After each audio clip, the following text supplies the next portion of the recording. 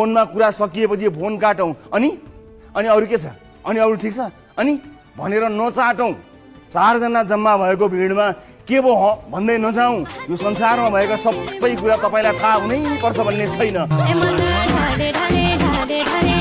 चुनाव ताकाको 2 चोक्टा मासु र 2 पेग रक्सीले सबै हिसाब मिलाइदिएपछि अरू हिसाब किन गर्नु पर्यो? हिसाब किन थिच्नु पर्यो क्याल्कुलेटरमा? बोक्न त आइफोन बोकेका छन्। जान्नु चाहिँ यति छ कि हरियोले उठाउने रातोले काट्ने। एउटा जैरे लाइसेन्स दिन 2 वर्ष लाग्छ। स्मार्ट लाइसेन्स भने त्यही हो। 2 वर्ष कुरेर प्राप्त गरेको ड्राइभिङ लाइसेन्सको चिप्स 2 दिनमा उक्किन्छ।